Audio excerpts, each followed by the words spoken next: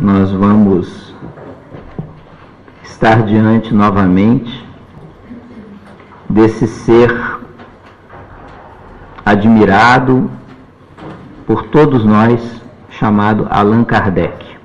Tá?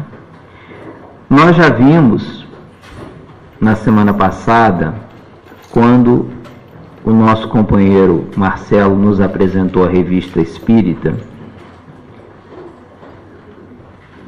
acompanhamos o trabalho, o cuidado e a atenção, o devotamento de Allan Kardec naquele espiritismo nascente. Há 2 semanas atrás, a Maria do Carmo nos apresentou Kardec, o codificador.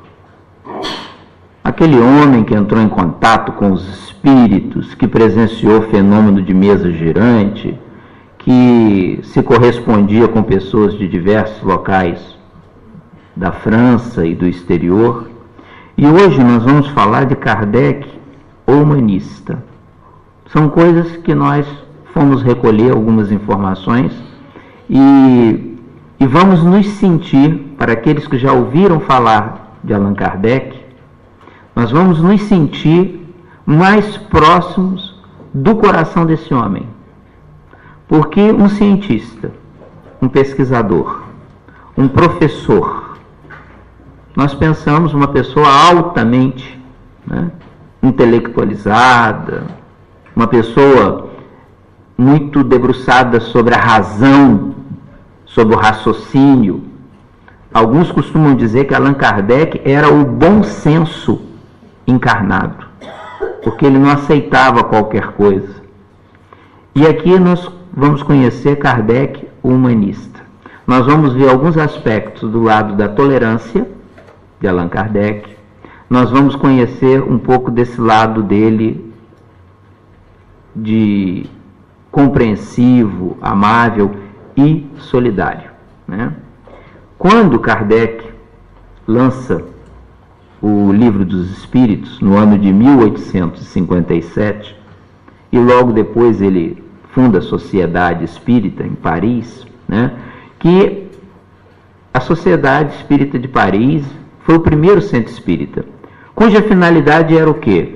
Estudar, debater, aprender, ensinar, praticar a doutrina espírita. E ele toma conhecimento, 5 anos depois do lançamento do Livro dos Espíritos, de que na sua cidade natal, na cidade de Lyon, ele toma conhecimento que um grande número de operários estavam assim passando por uma necessidade muito grande material. Então ele age, ele faz uma subscrição, uma coleta, em que ele recolhe donativos para auxiliar esses operários.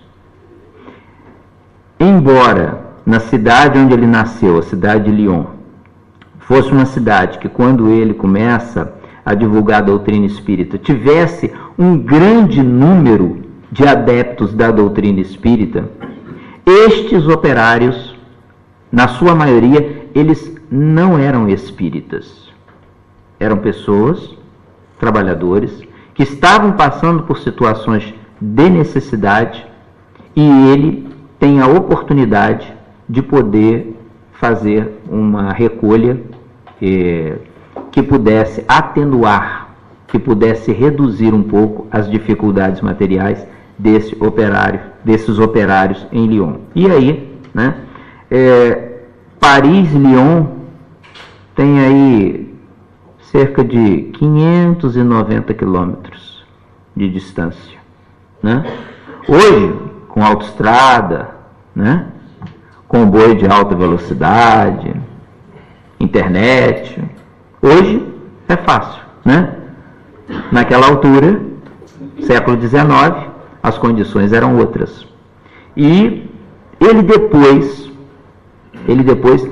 dá uma explicação para os próprios espíritas, Nós trouxemos aqui, isso está registrado na Revista Espírita. Ele explica que o espiritismo não é exclusivista. O espiritismo não é apenas para os espíritas, para os crentes. Para ele, todos os homens são irmãos. Olha o lado humanitário de Allan Kardec. E se devem um mútuo apoio, sem exceção de crença. Se tem uma outra crença, se não tem crença nenhuma, né? Se pensa como a gente, se pensa diferente da gente, então ele tem a oportunidade de ajudar esses operários na cidade de Lyon. Depois, ainda no ano de 1862, Livro dos Espíritos tinha sido lançado há 5 anos, né? A Sociedade Espírita foi fundada no ano a seguir do lançamento do Livro dos Espíritos. E ele tinha um companheiro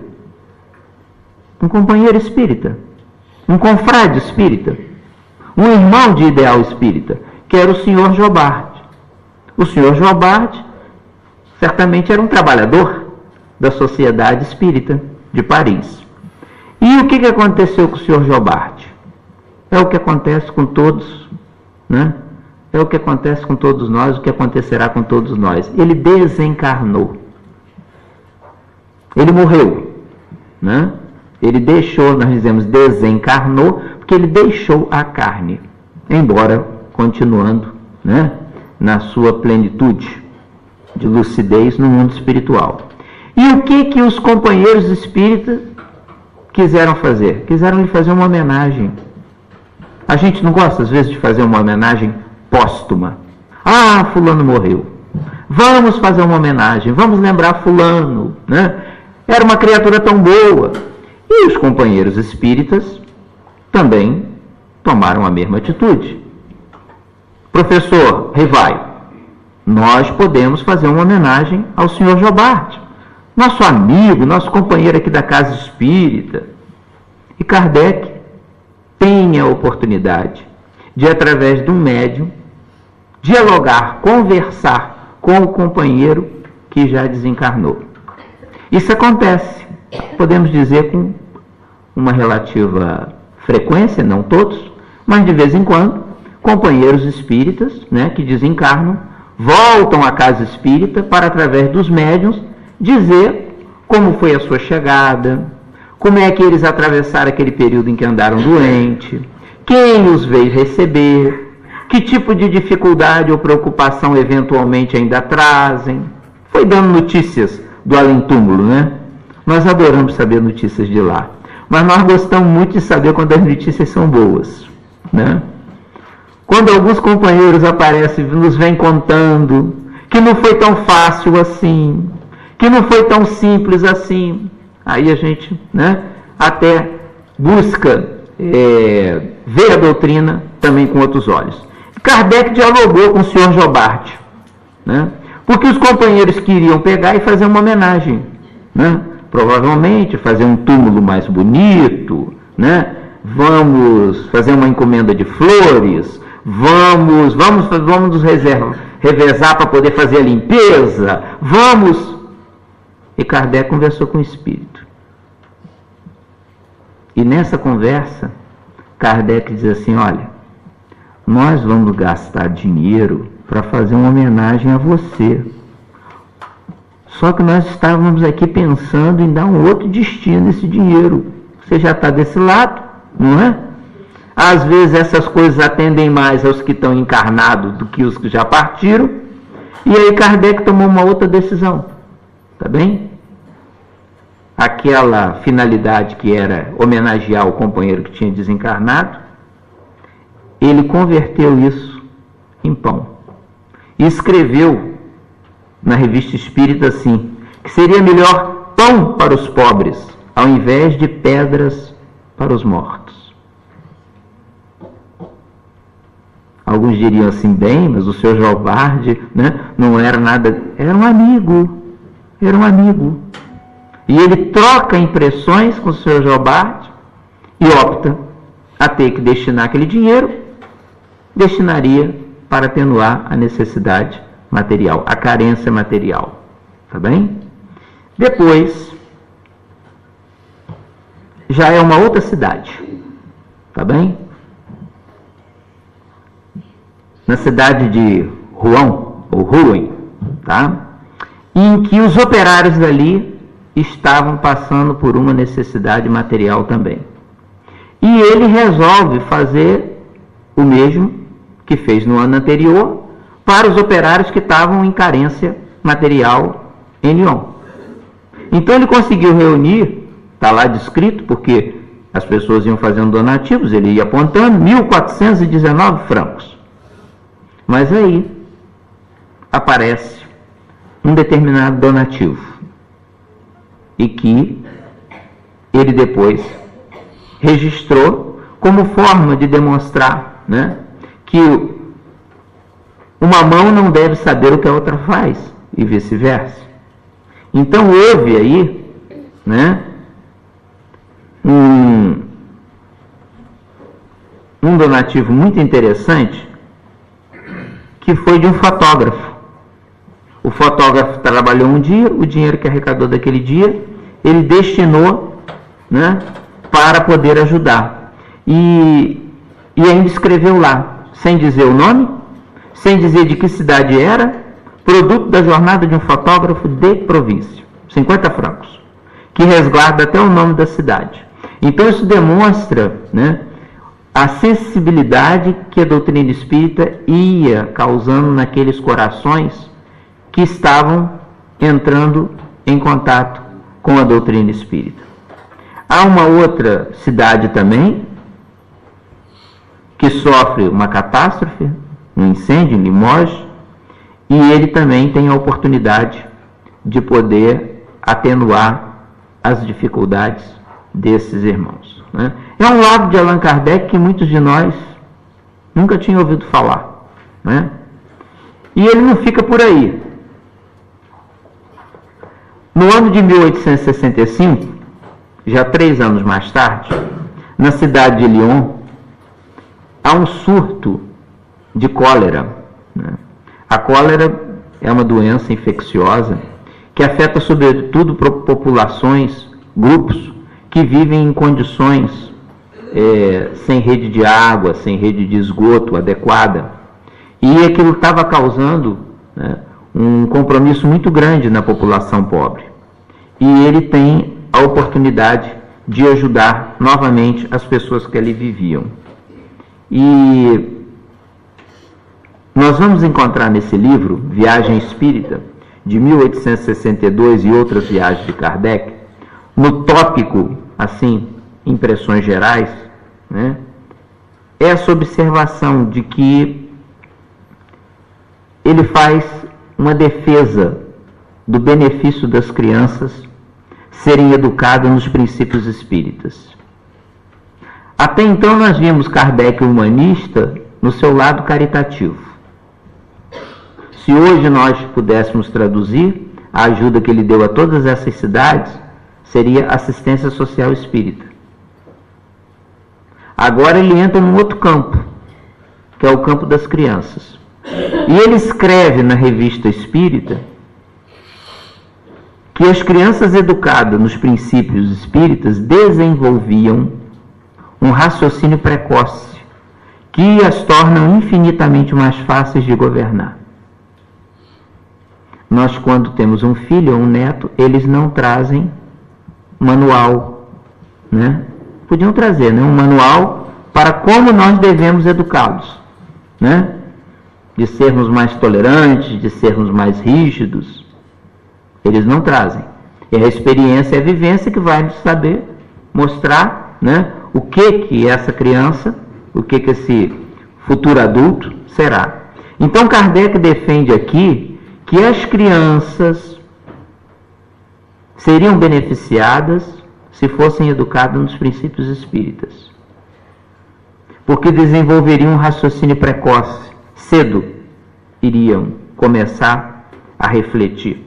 Às vezes falar de reencarnação com adulto, os adultos criam problemas, uma dificuldade, as provas científicas que estão todas aí, e mais isso, fala com uma criança, ela compreende perfeitamente.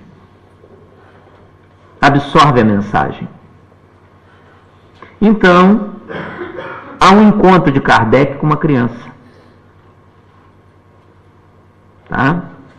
Isso foi na cidade de Bordeaux. Essa criança, Joseph Sabot, tem a oportunidade de dirigir algumas palavras a Allan Kardec. Tá? Os companheiros, as companheiras aqui da evangelização, do grupo de jovens, provavelmente alguns não tinham conhecimento desse evento. Depois eu fiquei me perguntando por que nessa cidade.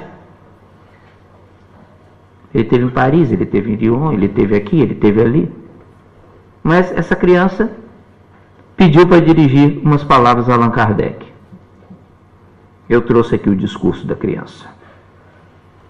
Senhor Allan Kardec, permiti a mais jovem de vossas crianças espíritas vir hoje, dia para sempre gravado em nossos corações.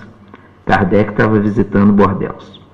Vos exprimi a alegria causada por vosso estado entre nós. Ainda estou na infância, mas meu pai já me ensinou que são os espíritos que se manifestam a nós. A docilidade com que devemos seguir seus conselhos, as penas e recompensas que nos estão destinadas.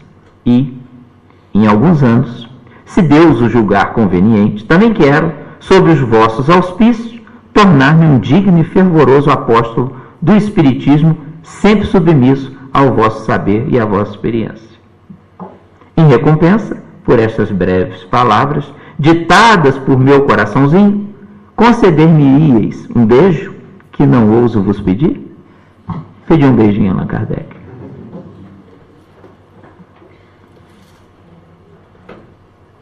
A sensação que me deu ao encontrar esses apontamentos do lado humanista de Allan Kardec, se quando ele ajudava os operários, se ele ajudava, né, os pobres, os doentes, aqui ele lançava as bases, ele lançava a base da evangelização espírita. Isso está na Revista Espírita, está nessa obra. E aí eu fiquei perguntando, por que Bordeaux? Por que não Paris? Por que não Lyon? Por que não Rouen? Por que não Limoges? Por quê? Por quê? Eu vou ler alguma coisa, vou procurar lá alguma coisa sobre Bordeaux. Porque os espíritos não dão ponto sem nó.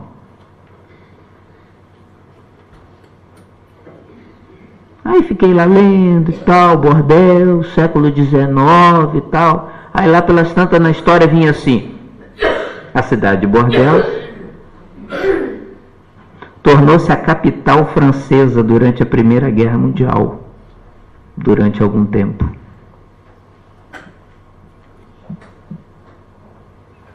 Em 1857, essa viagem em 1862, 63, Primeira Guerra Mundial, 1914, 1918. Essas crianças daquela época, na altura da Primeira Guerra Mundial, eram adultos, eram os homens e as mulheres que estavam vivendo naquela cidade, naquela altura.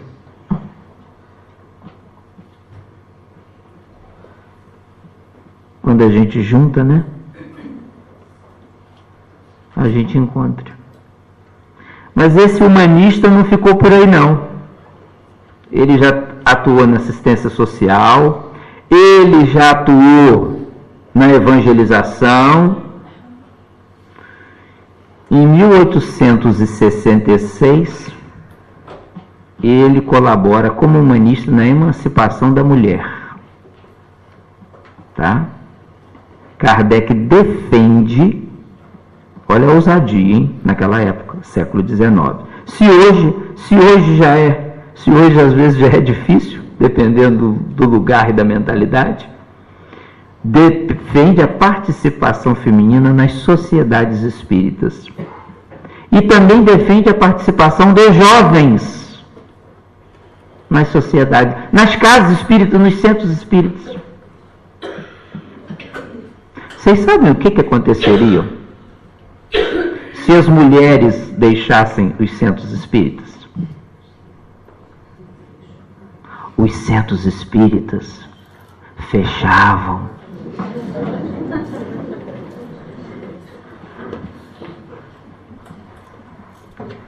No livro dos Espíritos, em que fala lá dos homens e das mulheres, reencarnar como homem, reencarnar como mulher, os Espíritos dizem que a condição feminina permite certas aquisições para o espírito que a condição masculina não lhe dá. Como espíritos imortais, o espírito não tem sexo, nós reencarnamos como homens e como mulheres, adquirindo a nossa evolução. Porém, na condição feminina, isso confere ao ser espiritual. Vocês já tinham pensado nisso? Nós ainda temos aqui uma meia dúzia de homens que ajudam. Eu conheço casos espíritas que não tem um único homem. Não tem. Só mulheres. Kardec defende a emancipação da mulher. E aí, como ele não fica, ele estava acompanhando tudo. Olha o que ele diz na Revista Espírita. Isso aí são palavras, foi ele que escreveu na Revista Espírita. Com a doutrina espírita, a igualdade da mulher não é mais simples teoria especulativa. Não é mais uma concessão de força à fraqueza. É um direito fundado nas leis mesmas da natureza. Dando a conhecer essas leis, o Espiritismo abre a era de emancipação legal da mulher, como abre a da igualdade e da fraternidade. Mas ele não ficou por aí. Ele foi mais longe. No ano seguinte, em 1866, ele defende, né, a emancipação da mulher. No ano seguinte, na Revista Espírita, ele felicita os Estados Unidos da América. Parabéns aos senhores governantes americanos, tal, pela tomada de posição diante das mulheres. Mas defende, espera que a América tome uma posição legal de direito em relação à raça negra. O espírito, como ser espiritual, nós reencarnamos como branco, preto, amarelo. Isso para muitas pessoas, às vezes, nós vamos reencarnar, né, onde nós tivermos necessidade. Se você é preconceituoso ou preconceituosa, comece a trabalhar-se intimamente para deixar de ser.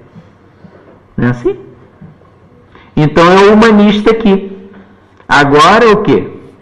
Igualdade racial. Igualdade das mulheres, igualdade racial. Está lá na Revista Espírita. Mas, aí ele escreve na Revista Espírita assim: a solidariedade e tolerância junto a irmãos de diferentes religiões, uma vez que a questão moral são de todas as religiões e de todos os países. O bem é o bem, no hemisfério norte, hemisfério sul, oeste, leste, não importa. O espiritismo é um terreno neutro sobre o qual todas as opiniões religiosas podem encontrar-se e se dar as mãos. Tolerância religiosa. Compreensão. Entender que o outro tem o direito de pensar diferente de você, mesmo que seja da sua família. Mesmo que seja uma pessoa que você goste muito. Que às vezes a gente gosta, mas a gente cobra, né? Eu gosto muito de você, então você devia pensar como eu. Eu gosto muito de você, então você... Então nós estamos querendo pagamento por gostar muito dos outros. Quando a gente gosta, a gente gosta. Não precisa ficar esperando, né? Então, a gente vê a atitude de Kardec como humanista, né, quando atuou aqui. Mas ele, nessas viagens, ele se reuniu com espíritas de Lyon e de Bordeaux. Quando a gente começa a estudar assim, os primórdios do espiritismo, a gente vê o que foi o movimento espírita em Paris, em Lyon, em toda a França, em todo o mundo. Vou contar uma coisa aqui que talvez vocês não saibam. Vocês sabiam que na época de Allan Kardec, se você fosse espírita, você tinha mais facilidade de arrumar emprego? Não sabiam. Na época de Allan Kardec. Eu estou vendo pela carinha de vocês que vocês não sabiam disso. Na época de Allan Kardec, tá bem? Se você fosse identificado como um seguidor, como um profitente da doutrina espírita, da doutrina dos espíritos, um estudioso nas sociedades espíritas e tudo, era mais fácil você encontrar trabalho, porque você era identificado como uma pessoa de bem, de respeito. Pois é, na época de Allan Kardec. Então, ele quando se reuniu, aqui a gente vai ver um outro humanista, né? Nós vimos um humanista na assistência social, vimos um humanista quando falou acerca das crianças, defendeu as mulheres, falou sobre a questão racial, e agora ele estava falando sobre os espíritas. Eu acredito que os companheiros espíritas dessa cidade, quando se encontraram com ele, começaram a partilhar as dificuldades que eles estavam tendo.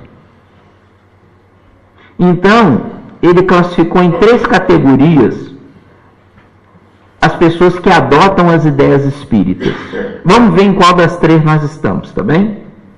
Ele diz assim, no primeiro, então aquelas pessoas que creem, os que creem pura e simplesmente nos fenômenos das manifestações espíritas. São as pessoas que acreditam nos espíritos, que têm a certeza da intervenção dos espíritos, que os espíritos fazem isso, que os espíritos fazem aquilo, que os bons espíritos são capazes disso. Elas não têm dúvida do fenômeno, né? São os que creem nos fenômenos, mas que não lhes deduzem nenhuma consequência moral. O que é uma consequência moral? Se você vê um espírito se comunicar, e esse espírito que se comunica, você pode até conhecer, pode ser até um familiar seu, né? E ele, através do médium, diz assim: eu mato, hei de persegui-lo, não vou esquecer o mal que ele me fez. Ah, bandido, ficou com tudo que era meu. Por exemplo, tá? Se eu assisto o fenômeno, aí o médium se cerra os punhos, fica com uma cara muito transfigurada, aquele ódio, aquela cólera. Eu, que acredito em espírito, acho o máximo. Ai, eu sabia que aquele parente meu era terrível, era de gancho, não prestava mesmo. Imagina que ele morreu e voltou aqui para atormentar, né? A gente que quer viver em paz, olha só, né? Qual é a consequência moral? Quem persegue, quem não perdoa, quem não esquece, após a morte continua igual. Eu posso ser esse espírita da primeira categoria. Eu acredito em fenômeno, mas eu não deduzo nenhuma consequência moral. Se aparecesse um outro espírito e através do médium eu assistisse a manifestação do espírito, não vou botar aqui para agora parente, tá bem? Mas aparece um outro espírito que através do médium ele diz: eu quero um copo, eu estou com a garganta seca, há tanto tempo que eu não tomo um copo, eu faço qualquer coisa, mas eu não passo um único dia sem beber. Ando perambulando por aí, será que ninguém é capaz de me dar um copo? Não é assim? E aí, quando o espírito fala, da boca do médium sai aquele hálito alcoólico, etílico. Eu estou vendo que é um espírito agarrado ainda ao álcool, à bebida. Consequência moral: se eu, na minha vida, gosto e continuo beberrão, não será a morte que vai me libertar do vício. Consequência moral: se eu continuar me embriagando, após a morte eu estou igual ou pior a ele. Compreenderam o que é fenômeno, o que é manifestação de espírito e o que é consequência moral. Muitas pessoas contactam com os espíritos, mas não extraem desse contato consequência moral. Então é a primeira classificação que Kardec lhe dá. Os que creem, mas não deduzem consequência moral. Aí ele diz que tem a segunda. E na segunda são os que veem o lado moral, mas os aplicam aos outros e não a si próprios. Utilizando o exemplo que eu dei aqui, fala assim: eu vi um espírito que não perdoava. Quem devia estar aqui era minha mulher, porque ela não deixa passar uma. Ela que precisava ver isso, né? Meu vizinho, que é um cachaceiro, que é um alcoólico, ele que precisava ver isso.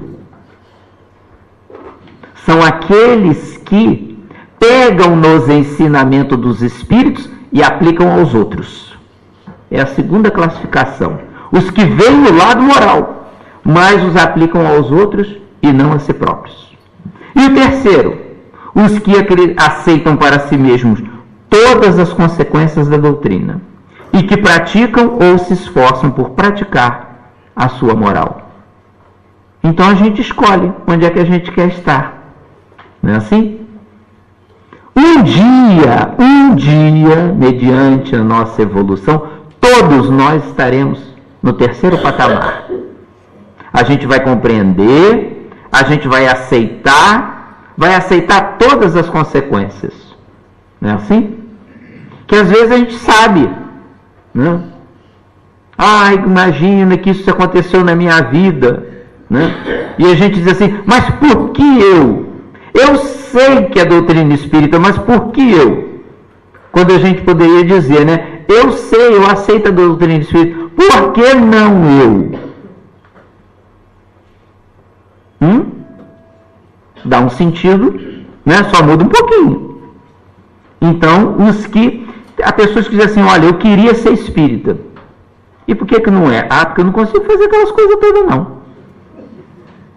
Mas olha o que Kardec diz assim, ali embaixo: que praticam ou se esforçam.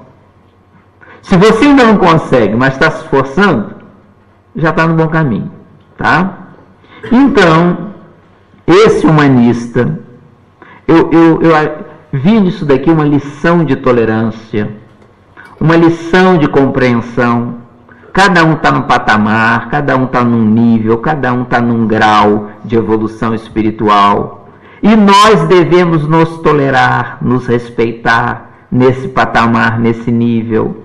Se é verdade que não devemos deixar tudo para as próximas reencarnações, tentar fazer nessa reencarnação o melhor, também é verdade que muitos de nós, numa reencarnação só, não farão tudo. Precisarão de fazer aos poucos. E aí, acerca da dissidência de grupos.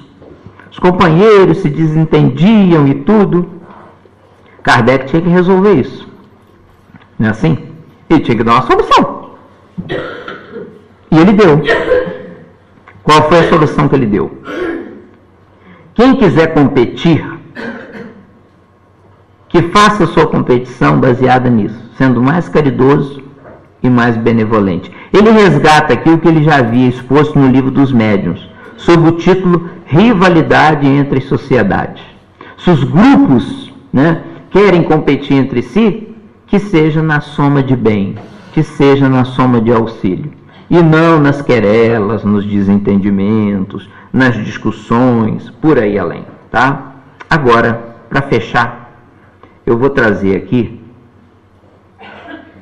o que esse humanista dizia da sua significância. Qual é o conceito que a gente tem da gente? Isso é uma pergunta para a gente, cada um, guardar a sua resposta. Qual é o juízo de valor que você faz a seu respeito? Acerca da sua vida, da sua tarefa, das suas funções, como pai, como mãe, como profissional, como ser na sociedade. Qual é a sua significância? E aí, isso Kardec diz 3 anos antes dele desencarnar. Tá? E ele diz assim: Deus me guarde ter a presunção de me julgar o único capaz, ou mais capaz que qualquer outro, ou o único encarregado de cumprir os desígnios da providência. Não. Tal pensamento está longe de mim.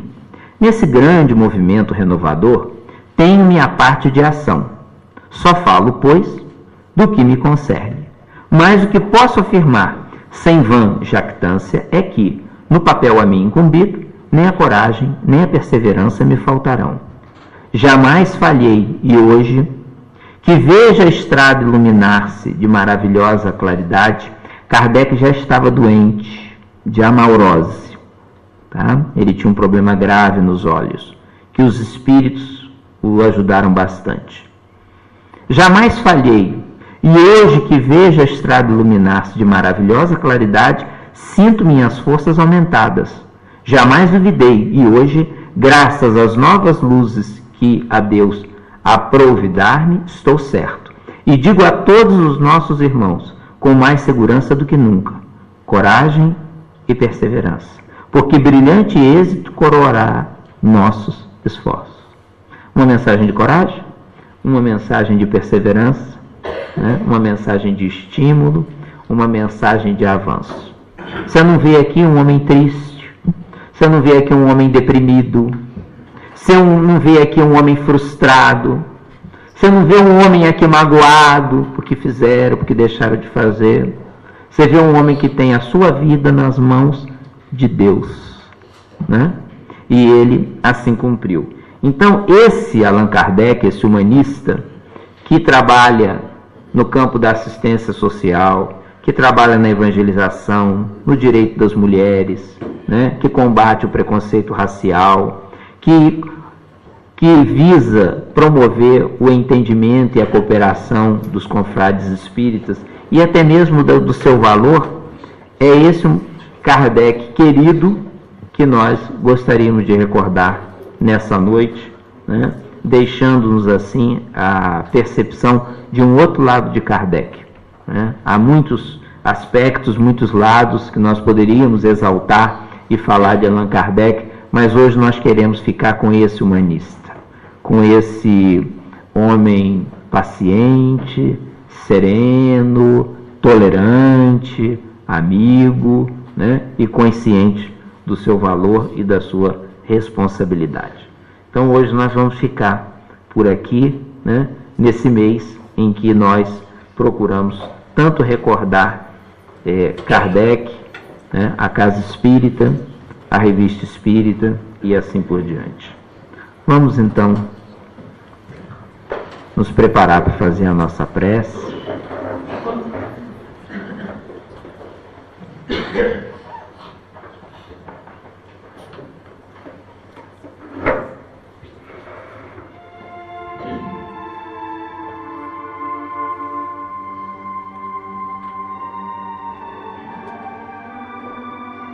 Sentindo a presença dos amigos espirituais que nos acompanham, intuindo-nos, orientando-nos.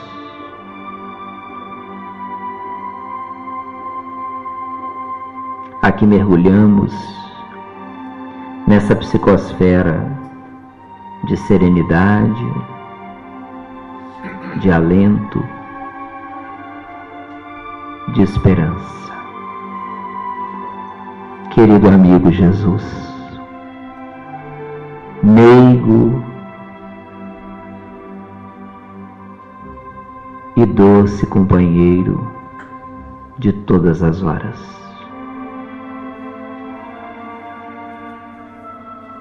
no dia que se foi, Senhor, nós queremos te agradecer.